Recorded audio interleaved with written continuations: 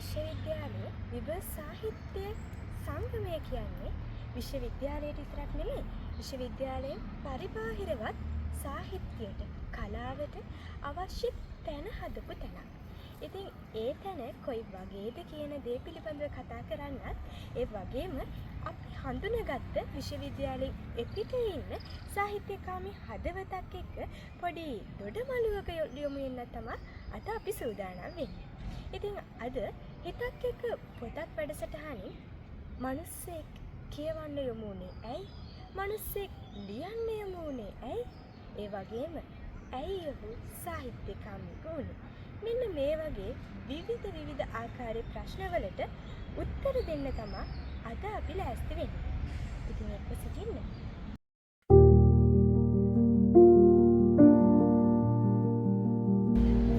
ඉතින් අද මම කතා කරන්න ලෑස්ති වෙන්නේ මෙන්න මේකද.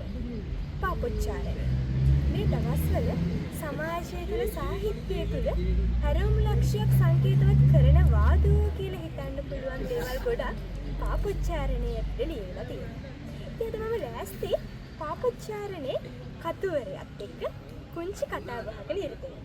ඉතින් අපි අද ඒ සඳහා ගෙන ආවා පාපොච්චාරණේ කතුවරයා නමින් දේශිත ප්‍රමෝද්. ආයිබෝන්. ඉතින් අද අපි පාපොච්චාරණය ගැන කතා කරන්න ඉස්සෙල්ලා මං කැමති අයියගෙන් කවුද අයියේ දේශිත ප්‍රමෝද් කියන්නේ කියන ප්‍රශ්නය. දේශිත ප්‍රමෝද් කියන්නේ මට කියන විදිහට මම අත්දැකලා තියෙන විදිහට දැන් අවුරුදු 24ක් ඇතුලේ හරි සරල මිනිස්සු. ඊට වඩා කියන්න දෙයක් නැහැ මං හිතන්නේ මට දේශිත ප්‍රමෝද් කියන සරල මිනිස්සෙක් හැම තැනකදීම සමහර දේවල් ඕනාට වඩා හිතන සමහර දේවල් හිතන්නේම නැහැ. ඒ කියන්නේ දේශිත ප්‍රමෝද් කියන්නේ හරි සංවේදී මිනිස්සෙක්. අනිවාර්යයෙන්. දැන් මට ඔය කියන දේත් එක්ක දේශිත ප්‍රමෝද් කියන කෙනාගේ පිටිපස්ස දිහා හැරිලා බලද්දී මට දකින්න තියෙන දෙයක් තමයි දේශිත ප්‍රමෝද් කියන කෙනා මේ මැක්ස් කාරෙක් නේද? ඔව්. මැක්ස් කාරෙක් අනාගතයේ ඉංජිනේරු වෘත්තියට පිවිසෙන්න ඉන්න අග්නිදිග විශ්වවිද්‍යාලයේ ඉංජිනේරු පීඨයේ ඉගෙනුම ලබන විද්‍යාර්ථී. ඇයි මැක්ස් කාරය සාහිත්‍යකාරයෙක් වුණ එක පාද? ඒකට මම මෙහෙම උත්තරයක් දෙන්නම්. ජීවිතයේ ලබන අපි සමහර අත්දැකීම් මම හිතන්නේ අපි කරන්න මැස්ද සිංහලද ඊට පස්සේ විද්‍යාවද කියන එක ගැන ඒක අදාළ වෙන්නේ නැහැ අමාරුයි. ඒ කියන්නේ අපි ලබන අත්දැකීම් වලින් තමයි අපි මේ වගේ දෙයකට එළඹෙන්නේ. ලියන කියවන ඒ වගේ අර සාහිත්‍ය පැත්තට කියන එක ගොඩක් එළඹෙන්නේ මිනිහා ජීවිතේ ලබන අත්දැකීම්. ඒකත් එක්ක මම හිතනවා මාළි මේ මට මේකට ප්‍රධාන හේතුව වෙන්නේ මම මගේ ජීවිතේ ලැබුණු අත්දැකීම්. අත්දැකීම් පොතකට පෙරලාද එහෙම නැත්නම් පරිකල්පනයක්ද? අත්දැකීම් පරිකල්පනය. අත්දැකීම් පරිකල්පනය. හරි ලස්සනට පාපොච්චාරණය අද අපේ අතේ තියෙන්නේ ඒ මැක්ස් කාර්යය සාහිත්‍යකාරයෙක් වුණා. ඉතින් මම කැමති මේ සාහිත්‍යයට හිතලෝලි අනාගත ඉංජිනේරු වගේ මෙන්න මේ වගේ ප්‍රශ්නයක් අහන්න. පොත කියවගෙන යද්දී හැම පිටුවකම මම දැක්කේ අකුරු නෙමෙයි. එක එක්කෙනාගේ කඳුළු, එක එක්කෙනාගේ හිනාවක්, එක එක්කෙනාගේ විවිධ වූ දේවල්. හැබැයි පොතේ මම දැක්ක මීටත් වඩා හරි ලස්සන තැනක් තිබ්බා මේ පොතේ එක තැනක හරි ලස්සනට වෙන මෙහෙම ලියලා තියෙනවා. ඔබගේ අර්ථකථන මාගේ ජීවත් වීමෙන් ස්වායක්ත වන්නේ. ගරුක සේනාධීර වන මා ඔබගේ විවේචන සියල්ල බාරගන්න. බාරගෙන පේරාදෙනි අක්බාරයට පහලින් ගමන් ගන්නා මහවැලියට විසි කරනවා. ඇයි මහවැලියට විසි කරන්න අක්බාරයට මාවි? අයියට මොකද්ද පේරාදෙනියත් එක්ක තියෙන ලෙන්ගතුකම? මං හිතන්නේ මට පේරාදෙනියත් එක්ක තියෙන ලෙන්ගතුකමට වඩා මං හිතන්නේ ලෙන්ගතුකම තියෙන ගරුක සේනාධීර. හැබැයි මට මගේ ජීවිතේ මම ඒ කාලේ ඉඳන් මෙතෙන්ට එන්න උත්සාහ කරපුවා මේ විශ්වවිද්‍යාලේ පෙරාදෙණිය විශ්වවිද්‍යාලේ. හැබැයි එක අවස්ථාවක මට ඒක අහිමි වෙනවා. ඒකත් අනිත් එක ගරුක සේනාධීර කියන චරිතයට ඩිරෙක්ට් සම්බන්ධයක් තියෙනවා පෙරාදෙණිය විශ්වවිද්‍යාලයත් එක්ක. එතකොට යා තීරණය කරනවා මේ සියලු විවේචන අක්බාර පාලමට මුදා හරින්න. සහ මට ඕන වෙනවා මම ආස කරපු තැන පොතකින් නතර කරන්න. ඒ කියන්නේ අද අයියා මේ ඉඳගෙන ඉන්න පේරාදෙණිය කියන්නේ අයියාගේ ජීවිතයේ සිහිනයක්. ඔව්. අයියා සැබෑ නොවුණු සීනය. සැබෑ නොවුණු පාපොච්චාරණය ගැන තමයි අපි කතා කරන්නේ. පාපොච්චාරණයේ පොතේ තනින් තන ගැන කතා කරද්දී මම තනින් තන දැක්කා හරි අමුතු ආකාරයේ ප්‍රශ්න වෙලා. නිකන් ගරුක සේනාධීර ප්‍රශ්න වලක එතලා ඉන්න හරි අමුතු චරිතයක් විදිහට මම දැක්කේ. එක එක තැන්වල චරිත ගොඩක් කාන්තා චරිත ගොන්නක් වටා එකතු වෙච්ච හරි අමුතු හිත සංවේදීකමෙන් පිරීලා තියෙන චරිතයක්. ඇයි අයියේ ප්‍රශ්න ගණනාවකට උත්තර පාපොච්චාරණයෙන් දෙන්න උත්සාහ කළේ. මමනේ මෙහෙමයි අවුරුදු 24ක් ඇතුලේ මම ලැබපු අත්දැකීම් ඒ වගේම මම කරපු මිනිස්සුත් එක්ක මම පෞද්ගලිකව කරපු ගනුදෙනු ටිකක් තියෙනවා. ඒ වගේම මිනිස්සුන්ගෙන් මට ලැබුණු අත්දැකීම් තියෙනවා. ඒ කියන්නේ මාත් එක්ක ලැබපු අත්දැකීම් නෙමෙයි. මිනිස්සු මාත් එක්ක ෂෙයා කරගන්න අත්දැකීම් තියෙනවා. අපි ජීවත් වෙද්දී දිනේද. එතකොට එහෙම මාත් එක්ක මම දකින මට අහන්න ලැබෙන අත්දැකීම් පෙළ තමයි ඔය මේ පොත ඇතුලේ විස්තර වෙන්නේ. එතකොට මට ඕන වෙනවා පිරිමියෙක් කියන තැන ඉඳගෙන පිරිමියෙක් කොහොමද මේ ජීවිතේ එක එක දේවල් වලට මුහුණ දෙන්නේ? පිරිමියෙක්ට ජීවිතේ මොන වගේ දේවල් දරා ගන්න තියනවද? එයා ඒ දේවල් කොහොමද දරාගත යුත්තේ? ඊට පස්සේ මේ දේවල් අනිවාර්යෙන් දරාගත යුතුද? වගේ ප්‍රශ්න ටිකකට උත්තර දෙන්න මට හිතෙනවා. එතකොට පිරිමියෙක්ගේ ප්‍රධාන දරා ගැනීම තමයි ගැහැණිය කියලා මට හිතෙනවා. ඔව් මට හිතෙන්නේ එහෙම. පිරිමියෙක් ජීවිතේ දරා ගන්න ප්‍රධානම මේන් කැරක්ටර් එක තමයි ගැහැණිය. එතකොට අමාලි දැන් උතන ගැහැණු චරිත ගොඩක් මම මවනවා. මේ ඔක්කොම ඔයා විශ්වාස කරනවද සමාජයේ ඉන්නවා කියලා? අපිට සමාජය දකින්න පුළුවන් කියලා මම හිතනවා. අනිවාර්යෙන්. එතකොට මේ ඔව්. දැන් අයියා විශ්වවිද්‍යාලයක ඉඳලා අවුරුදු 24ක වයසේදී මේ හැම චරිතයක්ම ස්පර්ශ කරනවා. අනිවාර්යෙන්. හැබැයි ප්‍රශ්නේ තියෙන්නේ ඔව්. පිරිමියෙක් අවුරුදු 60ක් ජීවත් වෙද්දී ඔව්. ওই චරිත ටික ස්පර්ශ කරන්න පුළුවන්ද කියන ප්‍රශ්නේ තමයි තියෙන්නේ. ඔව් ඇත්තටම ඔයා අහන ප්‍රශ්නේ මගෙන් මුලින්ම ඇහුවේ ඔකට පසුවදන දුන්න ශාන්ති සානායක මට. ඒ කියන්නේ එයා මේ පොත කියුවට පස්සේ මගේ මුලින්ම අහන්නේ මේ මගේ වයස කීයද? එතකොට අමාලි ඒකටත් හේතුව මට කියන්න තියෙන්නේ මම හිතන්නේ වයසින් ස්වායත්තයි මම හිතන්නේ ලබන අත්දැකීම් කියලා තමයි මට කියන්න තියෙන්නේ. සමාජයත් එක්ක අපිට ගනුදෙනු කරද්දී එදිනෙදා අපිට හම්බෙන මිනිස්සු හරි වෙනස්.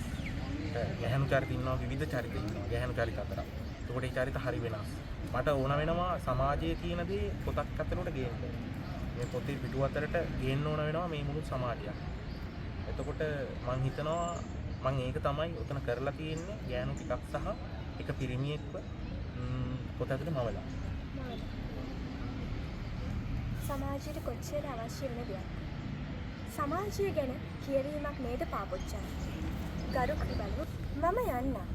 ගොඩක් ස්තුතියි මේ දුන්නු මතක ටිකට. පුළුවන් තරම් කාලයක් මම ඒ මතකත් එක්ක ඔයාගේ සුවඳත් එක්ක ජීවත් වෙන්න.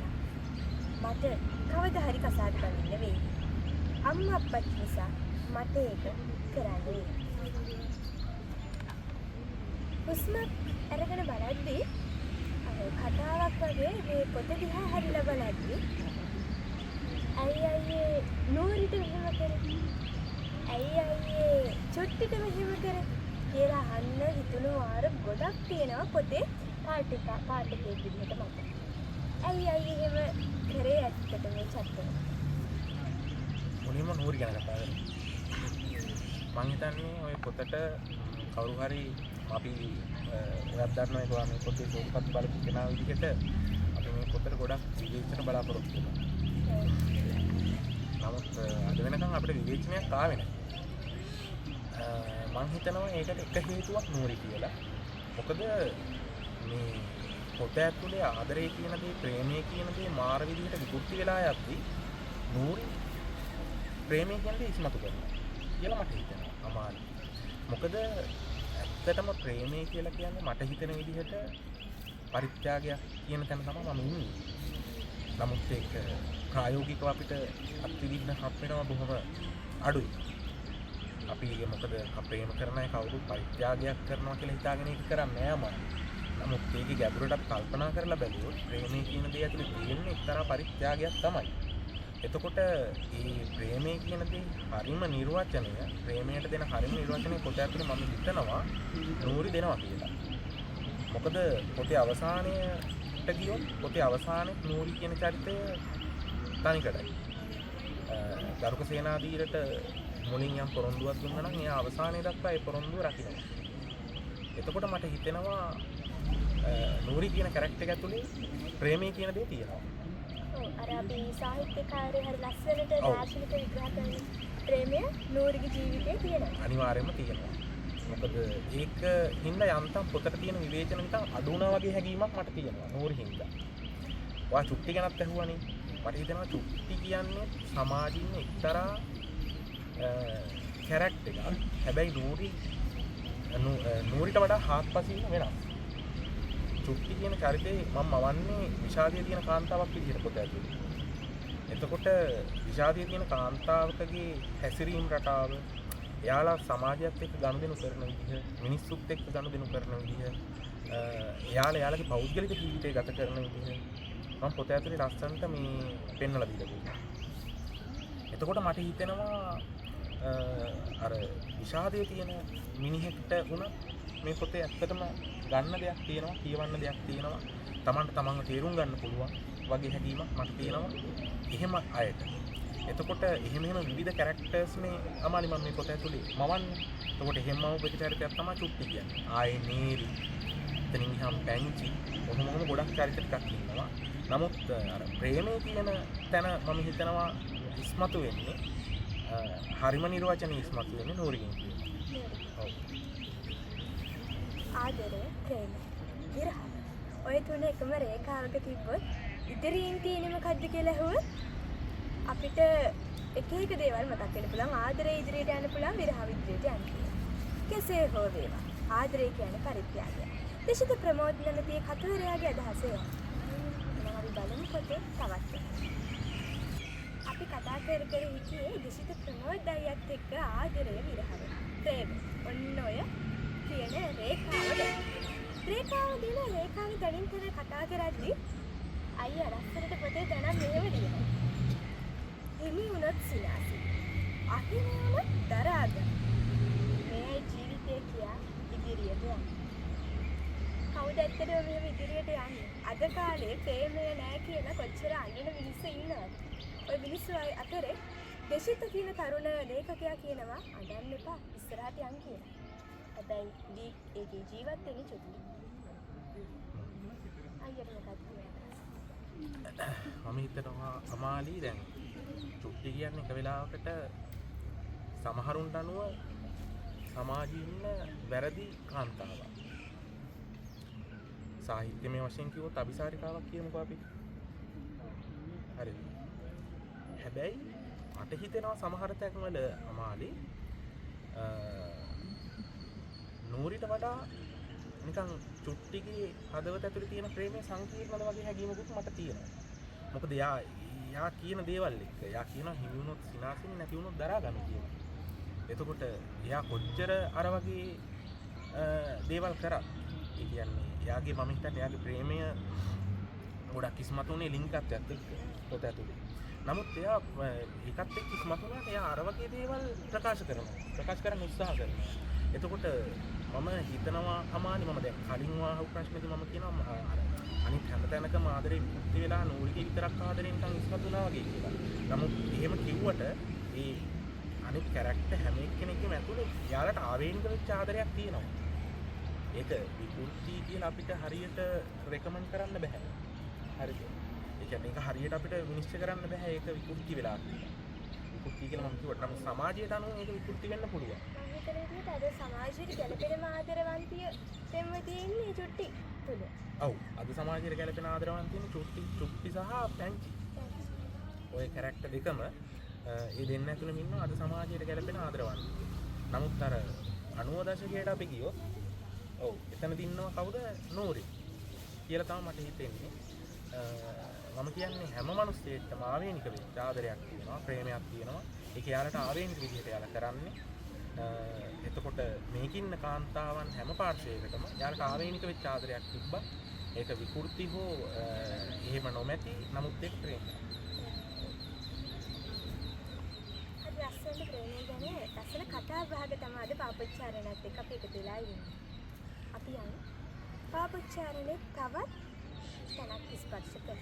දුන්යන්නේ සියල්ල සිදුවන්නේද නැත, නොවන්නේද නැත. ජීවිත අවදි කාලයක් සමග පසුවන්නේ.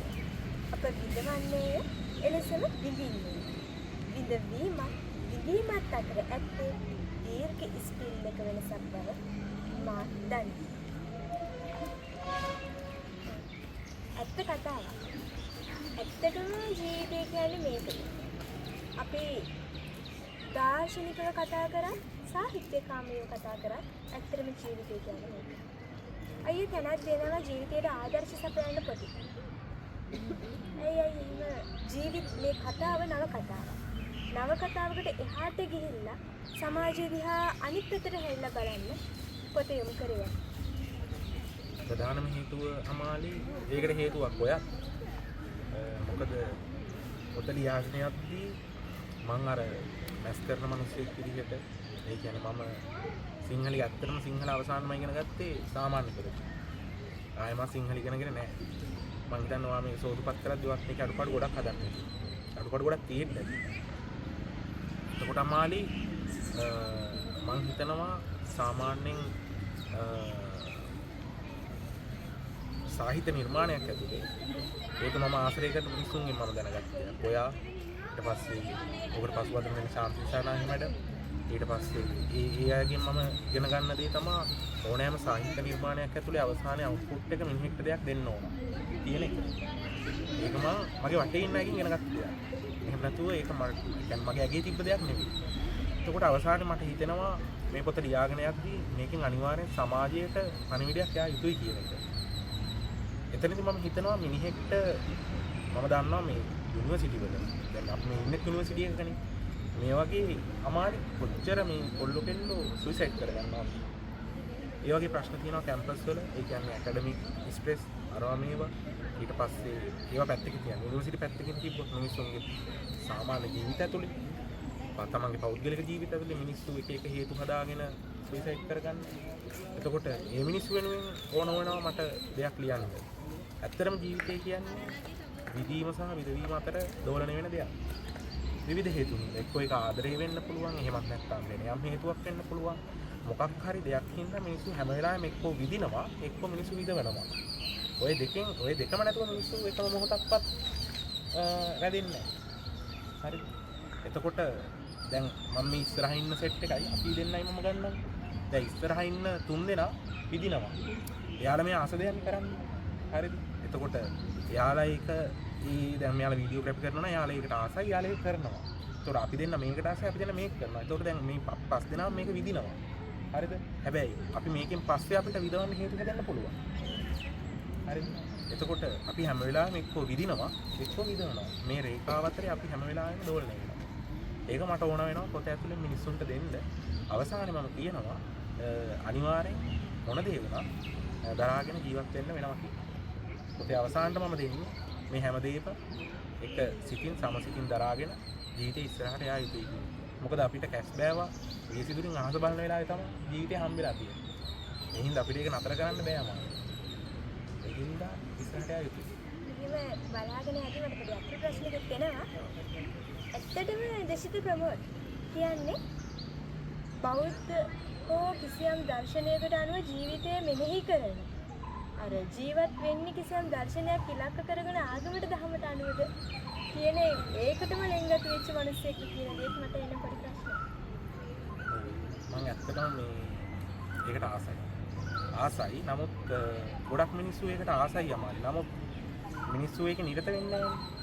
මමත් ඇතුළු. ඒ කියන්නේ අපි දර්ශනයට ආසයි. නමුත් අපි දර්ශනයෙන් ප්‍රායෝගිකව අත්විඳින්න. නමුත් මගේ ජීවිතේ මට අවසාන බලාපොරොත්තුවක් තියෙනවා. ඒක අත්විඳින්න. කියන්නේ ඒක මම දැන් මේ ගත කරන ජීවිතෙත් එක්ක මම දන්නේ මට ඒක අමාරුයි. නමුත් ජීවිතේ අවසාන කාලෙක හරි ඉවැනි දේවල් වලට නැඹුරු වෙන්න මගේ ඇත්තම ලොකු ආසාවක් තියෙනවා. සහ මම මේ දේවල් දන්නවා. හැබැයි මම මේ දේවල් වලට අනුව ක්‍රියා කරන්නේ නැහැ. අපි අපි සමාජයේ ජීවත් වෙද්දී ඇත්ත කතා කරන්නේ කීයෙන් කීයද? අසත්‍යයට මුල් තැන දීලා සත්‍යයට කතා බහ කරන සමාජයක දේශිත අයියගේ කතාවේ ගන්න දෙයක් තිබුණා කියලා හිතෙනවා මට නම්. ඒ ඔබටත් තියනවා නම් ඔබත් ගන්න කියලා අපි ආරාධනා කරනවා. අපි බලමු පොතේ අවසානය. තවත් දිනකට මහන්සි. එබැවින් දැන් මේ පාපොච්චාරණය ඔබට පිළිගන්නවා. තා මොහොතකින් ඔබට මේ පිළිගන්නවා මා විසින් මේ සදහටම පුච්චා දමමි. අම්මා අපතට අමතරව මා ජීවිතයේ පිච්චු අවසන් කොට පාපොච්චාරණය ලෙස පාපොච්චාරණය කරමි.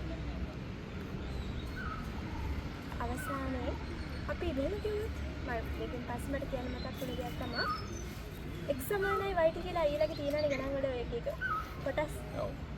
ඒ වගේ දේශිත ප්‍රමෝද සමානයි ගරුක සේනාධීර නම් පොඩ්ඩක් හරි ජීවත් වෙනවා.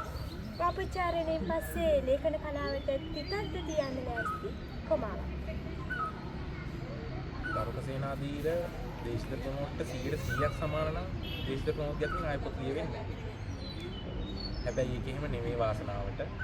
මේ ගරුක සේනාධීරගේ ජීවිතය සහ මේ ඒක ඇතුළේ තියෙනවා ප්‍රතිබිම්බයක්. දේශිතගේ ජීවිතේ නැතුව නෙමෙයි තියෙනවා. හැබැයි ප්‍රතිබිම්බයක් විතරයි.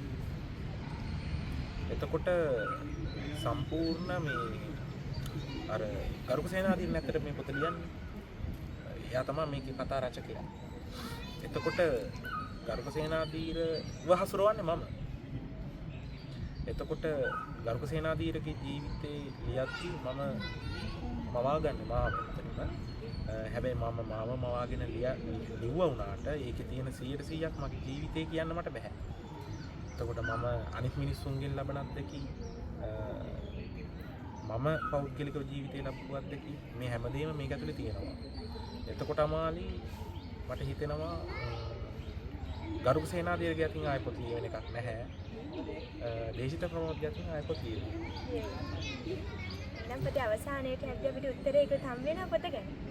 මේ පොතේ ඉන්නේ දේශිත ප්‍රමෝද නෙමෙයි වෙනස්ම පරියාවලක. එහෙනම් අවසාන වශයෙන් මේ පොත ගැන කතා කරපු අද දවසේ පාපොච්චාරණයේ පොත අයියගේ ජීවිතයට කරපු ඒ බලපෑම පොඩ්ඩක් කතා කරමු. පාපොච්චාරණයේ පොත ඇත්තටම මාලි මගේ ජීවිතේ හැරවුම් ලක්ෂයක්. මගේ පළවෙනි පොත මම කරා කවි පොතක්. හැබැයි ජීවිතේ මම හිතුව විදිහට මම හිතුවෙත් නෑ වෙනස් වෙයි කියලා. හැබැයි මම පාපොච්චාරණය කරද්දි මට වඩා ඔයා හිතුවා මගේ ජීවිතේ වෙනස් වෙයි කියලා. එතකොට මම හිතනවා ඒක එහෙම වුණා කියලා මාලි. හැබැයි අපි හිතපු එක දෙයක් වුණේ නෑ විවේචනාවේ නෑ තාම. මම හිතන්නේ අපි දෙන්න මේක බලාපොරොත්තුෙන් වුණා. ඒක ආවේ නැහැ. ඒ ඇරුණාම අපි හිතපු විදිහට මේ පොත ගොඩක් මිනිස්සු අතරට ගියා. ඒ වගේම මිනිස්සු එකෙන් දෙයක් අරගෙන තිබ්බා. සමාජයේ ජීවත් වෙන විවිධ මිනිස්සු ගැන විවිධ කෝණයෙන් බලන්න ගත්තා. මැදිහත් ඉතින් බලන්න ගත්තා. ඉතින් මට ඒක ගැන ගොඩක් සතුටුයි. ඇත්තටම ජීවිතේ මාරම ලස්සන මේ හැරවුම් ලක්ෂයක් තමයි පාපොච්චාරණය කියන අදටත් මම ආදරය කරන. ඒ වගේම මේ පාපොච්චාරණය මට මාස 3ක් ගියා. මාස 3යි ගියේ. ඊටාම කෙටි කාලයක්. තනියම ඉන්න කාලෙක ලියපු පොතක් කියන්නේ.